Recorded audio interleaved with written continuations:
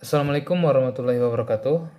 Baik, saya Empat Majri, peserta Latsar Angkatan 2, Golongan 2 CPNS Kabupaten Pasaman Barat. Untuk kesempatan kali ini saya akan mereview kembali materi agenda 1 yang berjudul Isu-isu Strategis Kontemporer Republik Indonesia. Sebelumnya, kita harus tahu apa itu isu-isu kontemporer. Isu-isu kontemporer yaitu masalah yang terjadi dan menjadi perbincangan publik pada saat ini dan penyelesaiannya pun harus sesuai dengan masa sekarang. Adapun yang menjadi isu nasional yaitu terungkapnya kebusukan oknum petinggi Polri yaitu kasus Ferdy Sambo yang melakukan pembunuhan terhadap ajudannya sendiri. Maka diharapkan kepada pihak-pihak yang bertanggung jawab dan pihak pengadilan dan hukum agar bertindak seadil-adilnya dan transparan terhadap publik bagaimana ujung dari kasus tersebut. Selanjutnya, isu-isu strategis kontemporer. Yang pertama yaitu korupsi.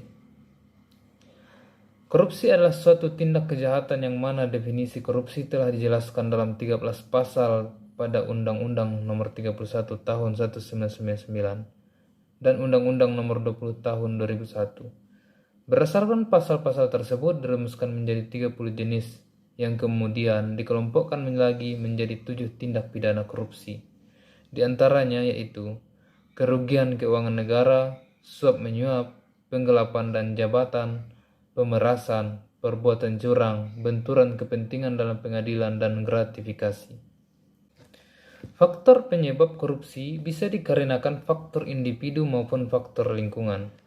Yang pertama faktor individu yaitu sifat tamak, moral yang lemah menghadapi godaan dan gaya hidup yang konsumtif. Yang kedua yaitu faktor lingkungan, yaitu aspek sikap masyarakat terhadap korupsi, aspek ekonomi yang tidak mencukupi kebutuhan, aspek politis, aspek organisasi di mana kultur organisasi punya pengaruh kuat terhadap anggotanya. Isu-isu strategis yang kedua yaitu narkoba. Narkoba adalah zat atau obat yang berasal dari tanaman atau bukan tanaman, baik sintetis ataupun sintetis, yang dapat menyebabkan penurunan atau perubahan kesadaran, hilangnya rasa, mengurangi sampai menghilangkan rasa sakit dan menimbulkan ketergantungan. Bahaya narkoba jika disalahgunakan diantaranya dapat merusak fisik dan mental, kecenderungan untuk melakukan tindakan kriminal, rusaknya hubungan personal dan sosial, serta menyebabkan kematian. Isu-isu strategis kontemporer yang ketiga, yaitu terorisme dan radikalisme. Terdapat beberapa akar masalah yang menyebabkan terorisme dan radikalisme, diantaranya yaitu kurangnya kesadaran nasionalisme, pemahaman dan cara pandang yang salah, dangkalnya pemikiran saat mencari jalan keluar. Bahaya dari radikalisme dan terorisme yaitu dapat menghancurkan sendi-sendi persatuan, memecah belah persatuan, memunculkan rasa takut dan ketidaknyamanan psikologis, menimbulkan kekerasan sehingga mengakibatkan cedera bahkan korban jiwa. Isu-isu strategis kontemporer yang keempat yaitu money laundry. Money laundry adalah suatu perbuatan untuk menyembunyikan atau menyamarkan asal-usul uang harta kekayaan hasil tindak pidana melalui berbagai transaksi keuangan agar harta kekayaan tersebut tampak seolah-olah berasal dari kegiatan yang legal. Hal ini sudah mulai banyak terjadi di Indonesia dan sering kita dengar beritanya. Isu-isu kontemporer selanjutnya yang kelima yaitu proxy war.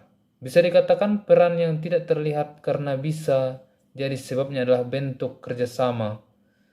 Tapi karena ada tujuan-tujuan lain dan di dalamnya ada tujuan yang terselubung. Isu-isu strategis kontemporer yang keenam yaitu kejahatan mass communication. Kejahatan mass communication adalah proses penyampaian pesan berupa informasi ataupun gagasan kepada orang banyak melalui media massa, media cetak, elektronik, dan media online Ada beberapa jenis kejahatan komunikasi massa di antaranya, yaitu cybercrime, hate speech, dan hoax. Selanjutnya, bagaimana sebagai ASN menghadapi isu-isu dan perubahan tersebut?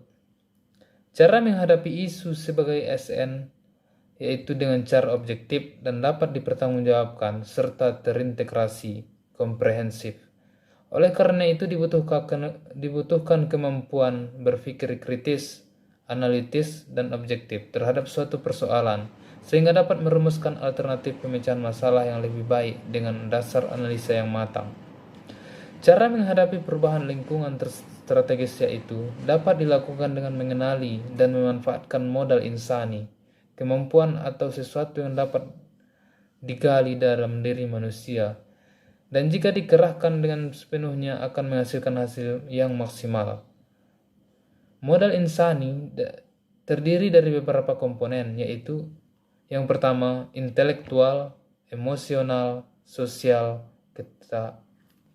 ketabahan, etika, dan kesehatan. Selanjutnya yang ketiga, bagaimana teknik menapis isu dengan USG? USG merupakan salah satu alat bantu tapisan dengan kriteria sangat USG atau tidak sangat USG, yang mana U. Urgensi yaitu seberapa mendesak isu tersebut untuk dibahas, dianalisa, dan ditindaklanjuti. S. Seriousness yaitu seberapa serius isu harus dibahas, dikaitkan dengan akibat yang akan ditimbulkan. G. Growth yaitu seberapa besar kemungkinan buruknya isu tersebut jika tidak ditangani segera. Isu-isu yang ada di lingkungan kerja saat ini yaitu, yang pertama, terbengkalainya pembangunan rumah sakit yang mengakibatkan berkurangnya performa rumah sakit di berbagai bidang, terutama di bagian kesehatan yang berakibat tertundanya pengurusan beberapa izin seperti izin IPAL, izin limbah B3, dan lain-lainnya. Yang kedua, kurangnya kesadaran atasan tentang pentingnya sanitasi di rumah sakit sehingga pengolahan IPAL masih sangat jauh dari kata standar. Ya, seperti yang tertera di layar, inilah hasil USG di rumah sakit. Ya, mungkin itu saja yang dapat saya sampaikan. Sekian, terima kasih. Assalamualaikum warahmatullahi wabarakatuh.